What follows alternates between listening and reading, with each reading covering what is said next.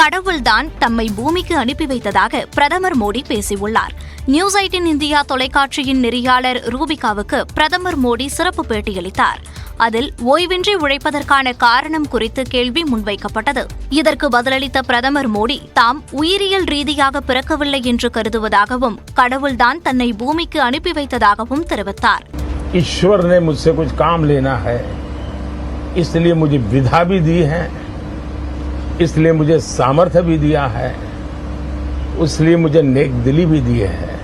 தாம் பெற்றிருக்கும் ஆற்றல் ஒரு சாதாரணமான மனிதரிடமிருந்து பெற்றிருக்க முடியாது என்றும் கடவுளால் மட்டுமே இத்தகைய ஆற்றலை தர முடியும் என்றும் மோடி பதிலளித்துள்ளார். சென்னை எர்ணாவூரில் உள்ள நகர்ப்புற ஆரம்ப சுகாதார மையத்தில் கர்ப்பிணிகள் தரையில் அமரும் நிலை இருப்பதாக குற்றச்சாட்டு எழுந்துள்ளது. எர்ணாவூர் சுனாமி குடியிருப்பு பகுதியில் உள்ள நகர்ப்புற ஆரம்ப சுகாதார நிலையத்தில் வெகுநேரம் காக்க வைக்கப்படுவதாகவும் கூட்டம் அதிகமாக இருப்பதால் இடவசதியின்றி தரையில் அமரும் நிலை இருப்பதாகவும் கர்ப்பிணிகள் குற்றம் சாட்டுகின்றனர்.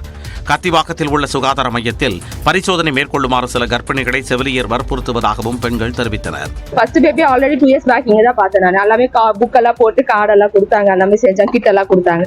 இப்போ செகண்டுக்கு வந்தா நான் இங்க கிடையாது அங்கன்னு சொல்லி அனுப்புறேன். அதையே வச்சுன்னு இருக்காங்க இங்க வாங்கி. டெஸ்ட் மட்டும் எடுத்துட்டு போயிட்டா நர்ஸுங்கள பிபி சுகர் எல்லாம் டெஸ்ட் பண்றாங்க. அதோட அவ்வளவுதான். கேட்டா டாக்டர் லீவில் போயிருக்காங்க வரல அப்படின்னு சொல்றாங்க. மேலும் காய்ச்சல் சளி என மருத்துவத்திற்கு சென்றாலும் பெரும்பாலான நேரங்களில் மருத்துவர் இருப்பதில்லை எனவும் பொதுமக்கள் புகார் தெரிவித்தனர். இதுகுறித்து மண்டல சுகாதாரத்துறை அதிகாரியிடம் முறையிட்டாலும் அவர் நடவடிக்கை எடுக்கவில்லை என அப்பகுதி மக்கள் அதிருப்தி தெரிவித்தனர். திருச்சி மாவட்டம் மணப்பாறையில் தொடர் கனமழையின் காரணமாக நெல் மணிகள் வயலிலேயே முளைத்துள்ளதால் விவசாயிகள் வேதனையடைந்துள்ளனர். மணப்பாறை அருகே தொப்பம்பட்டி, நல்லாம்பிள்ளை ஆகிய ஊராட்சிகளில் உள்ள கிராமங்களில் அப்பகுதி விவசாயிகள் சுமார் 300 ஏக்கருக்கு மேல் குறுவை நெல் சாகுபடி செய்துள்ளனர். அறுவடைக்கு தயாரான நிலையில் மணப்பாறை பகுதிகளில் கடந்த சில நாட்களாக காற்றுடன் பெய்த மழையின் காரணமாக நெற்பயிர்கள் வயலிலேயே சாய்ந்தன.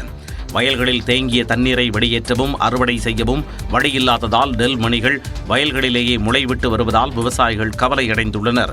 2 நாளாக பேஞ்ச மழையில் ரொம்ப மழை எல்லாம் ரொம்ப தண்ணியெல்லாம் அடிச்சுட்டு போயிடுச்சு. அறுவடை செய்கிற நேரத்தில் இப்போ தொடர்ந்து 2 நாளாக மழை பெஞ்சதுனால ரொம்ப அறுவடை பண்ண முடியல, பூரா முளைச்சி போய் கிடக்குது. ஏதோ நீங்கள் தான் அதுக்கு அரசாங்கம் பார்த்து பார்வையிட்டு நீங்கள் ஏதோ இன்சூரன்ஸு போக ஏதோ ஒன்று பண்ணி கொஞ்சம் உதவி பண்ணணும். இதனால் ஏக்கருக்கு 40,000 ரூபாய் முதல் 50,000 ரூபாய் வரை நஷ்டம் ஏற்பட்டுள்ளதாகவும், எனவே பாதிக்கப்பட்ட பயிர்களை அரசு கணக்கீடு செய்து தங்களுக்கு இழப்பீடு வழங்க வேண்டும் எனவும் விவசாயிகள் கோரிக்கை விடுத்துள்ளனர்.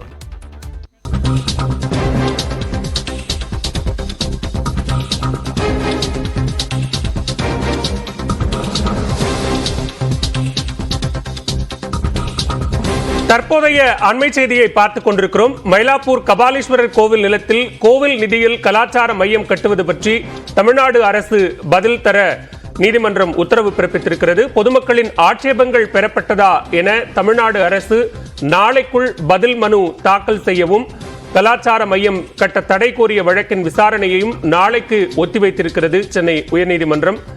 அண்மை செய்தியாக பார்த்துக் கொண்டிருக்கிறோம். உரிய அனுமதி பெறாமல் கட்டுமான பணிகள் தொடங்கப்படாது என தமிழ்நாடு அரசு சார்பில் நீதிமன்றத்தில் உறுதி அளிக்கப்பட்டிருக்கிறது.